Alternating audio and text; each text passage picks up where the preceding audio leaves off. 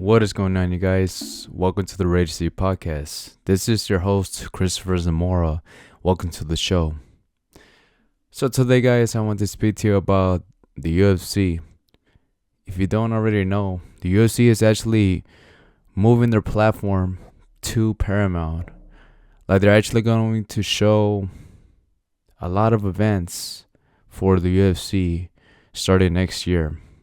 I'm not really sure for how long the deal is going to last, but supposedly, if you have a subscription for Paramount Plus, you are definitely going to be able to watch the UFC events for free.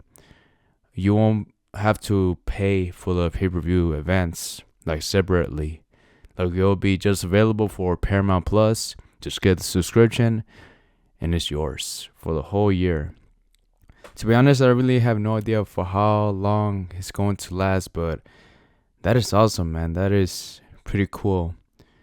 Supposedly, at least 43 events are going to be available to watch for the UFC. So like it says right here, Paramount is targeting 43 total events in 2026, with the first event starting late January. Yeah, for the first event, it's going to be Paddy the Baddy. He's going to face against Justin Gaethje. That's going to be the main event, I believe, for the very first pay-per-view they're going to have, which is pretty dope, man. That's awesome because I've been wanting the UFC to actually go on a platform and you will be able to watch all their events at no extra charge. That's pretty cool, man. Oh, man.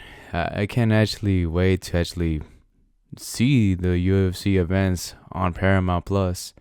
I probably might get it, but it's just like the prices, man. I feel like maybe like in the middle of the year, it's probably gonna go even more up, like the price for Paramount Plus. Hopefully not, but as of right now, if you buy the $12.99 version, then yeah, you'll get the UFC bundle with it. That's awesome, man. That's awesome that the UFC is actually doing this. It's almost like you're watching the WWE if you are a wrestling fan. On Peacock, you have the subscription, right? And like beforehand, you were able to watch every single pay-per-view on there. Like they always had it on Saturdays, all the main pay-per-views, like the Royal Rumble, WrestleMania. At no extra charge, you were able to watch it, which was pretty dope, man. But then the WWE, they moved them to ESPN, and that's what messed everybody up. Well, actually, mostly just for people who live in the US. I think internationally, they can watch everything else on Netflix.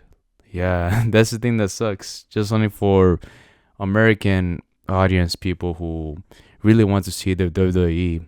They're not able to unless they can pay at least $30 more for the ESPN app, which I am not doing that, man. I'm not doing that. I'm mostly just only watching Monday Night Raw when I can. But like, as of right now, yeah, it just seems like it's a bit repetitive, you know. But tonight's event, the Saturday night's main event, that's actually going to be available for Peacock, which is like the only pay-per-view they actually have. I don't know why, but for Peacock related to WWE, because it is going to be John Cena's final match. He's going to go up against Gunther, and let's see how it goes, man.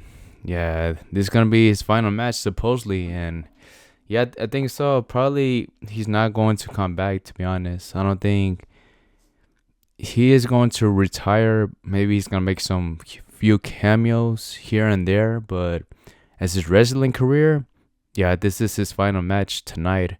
I'm recording this podcast on a Saturday. So yeah, I'll probably will be watching that, to be honest. Yeah, I want to see it because John Cena, he was one of my favorites growing up. If you used to watch the WWE, you know that he was like one of the main faces. Randy Orton as well, Edge, Undertaker, Batista. Mostly like the roster that came out on SmackDown. Yeah, those guys were like in the top, man. They were like just so great. But going back to the UFC is going to be on Paramount Plus, and yeah, I cannot wait, dude. What other high profile fights can they actually make? Maybe they might make Ilya Topuria versus Patty the Batty. That would be awesome if they actually do it. But Ilya Topuria is taking time off to focus on his family, he said. And for Patty the Batty, him going up against Justin Gaethje, that would be a tremendous fight for him if he actually gets a victory. He has defeated Michael Chandler already. Beating Justin Gaethje, that's pretty dope. That's awesome. That's a good win for him. Max Holloway, Alexander Volkanovski, and who was the other person? I forgot the other guy that Ilya Topuria knocked out, but yeah, those guys, they were tremendous fights for Ilya Topuria to get a win of. He did. He was able to. I think the UFC might actually want to put this fight together soon for Ilya Topuria versus Paddy the Batty. This it's kind of funny to compare, but it's kind of like Conor McGregor versus Nate Diaz in a way. But how it was back then, Nate Diaz, Paddy the Batty is like Nate Diaz in a way, and Ilya Topuria is like Conor McGregor somewhat. So if Paddy the Batty actually gets a win, like a submission win against Ilya Topuria, that sequel fight is gonna be insane. But as of right now, I am somewhat leaning for Ilya Topuria to actually get a win because that guy, man, he has like some freaking dynamite in his punches. He just gets a lot of KOs suddenly, and I don't know if Paddy the Batty can actually taste those punches, dude. We probably might see like a late round 4 knockout, or maybe like in the middle rounds, like around round 3, we might get a submission win for Paddy the Batty. Those are like the only two ways I think this fight might go. I don't think he's gonna go to decision. One of these guys is going to lose. This is not gonna go all 5 rounds, I believe. Well, I could be wrong though, but that is my prediction. It could be a knockout by Ilya Topuria in the later rounds, or a submission win for Paddy the Batty. But we'll see how that actually goes, dude. If they ever make that fight, but I believe they are actually close of actually finalizing it. If everything goes well with Paddy the Batty actually beating Justin Gaethje, then yeah, I don't think they will delay this fight soon. They will probably might have this fight maybe for during the summertime, or maybe in September, I believe. Yeah, I believe so, man. I believe this fight can actually happen. And also Islam Makhachev versus Ilya Topuria. I feel like maybe that fight might take a little bit longer, but we will see. We'll see how long that fight actually takes. But I feel like that one is gonna take a little bit more longer. The Topuria versus Paddy the Batty one, I feel like that one is very close to actually being actually made and actually come true. Yeah, I feel like it can happen very soon enough. Now for, let me see, Hamza Chimaev, maybe to get a rematch between Kamaru Usman and him. Now that would be awesome. That would be a tremendous fight. They already fought beforehand, and Hamza Chimaev actually did get a win against Kamaru Usman. Now people have been speculating that maybe if the fight went over 3 rounds, then probably Kamaru Usman might have gotten a win because Hamza Chimaev at the time did not really had a good tank. Like he really wasn't built, to last over 4 to 5 rounds. But him having that fight against Dricus Du Plessis, DDP, yeah, I feel like maybe it could actually repeat and be somewhat of a fight just like that. But you still cannot count out Kamaru Usman. And that guy, he probably can get a huge punch and just end the fight just like that. But yeah, I think like maybe that can actually happen. But I feel like Kamaru Usman should get one more win, and then he'll be able to face Hamza Chimaev if he's still able to go. That'll be awesome to actually see these two fight like once again. As for the Gilbert Burns fight, I feel like maybe it's a bit too late. I don't know if Gilbert Burns is able to actually get a title shot anymore, dude. Like the last fight, the one I did see on him was when he fought Hamza Chimaev. Now that fight was epic, dude. It was a 3-round fight, but it was just so great. That was a that was a really good fight for Hamza Chimaev. Like he was facing I think the number 2 guy in the division at the time, and he was like coming up the ranks. That was a great fight, and he was the favorite to actually win that fight. It was his very first one that went to a decision in the UFC. What a great fight for both fighters. But Hamza Chimaev actually got the decision win for that. Maybe it could have been a draw, but yeah, they wanted to keep Hamza Chimaev as the undefeated guy. I feel like, I think that fight might have been a draw, but it was a awesome fight. But yeah, I am excited to actually see what the UFC does next.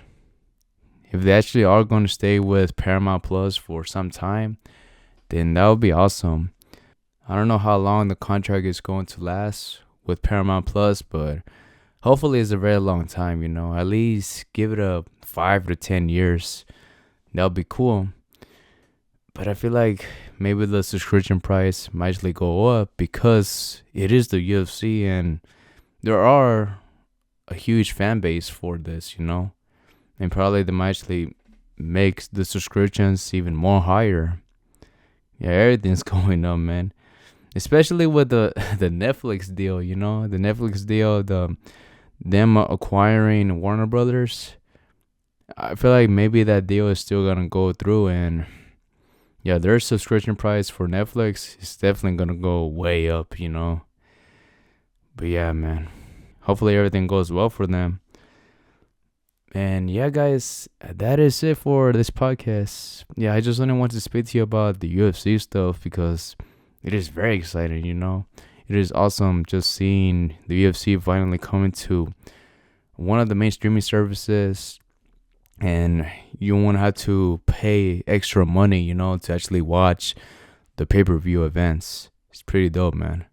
That is it for this podcast, guys. Thank you so much for listening or watching this podcast on whichever platform you are on. I finally came back from my vacation. I went to Orlando, Florida. I went to the Disney parks and Universal parks. Man, my favorite one has got to be Epic Universe. Just seeing like the Super Mario Nintendo World. Wow, man, it was just so epic. If you have family members, just take them, dude, and just go have some fun. If you have the time and the money to actually go over there. It's pretty dope, man. I loved Epic Universe a lot. The Nintendo World was my favorite. There's also this ride called Stardust Racers. Oh, man. Stardust Racers, that is like one of the top scary rides I have been to so far. It was in my top 3 rides that I went to for Florida. It was awesome. Stardust Racers. If you have been to that ride, then you know how fast it goes. That ride actually goes super fast. Yeah, guys, that is it. Remember to recommend this podcast to a friend or a neighbor that actually likes listening to stuff about combat sports or anything horror related and pop culture stuff too. Maybe they will enjoy this podcast as much as you do. And yeah, guys, that is it. Take care and live to the fullest. Bye.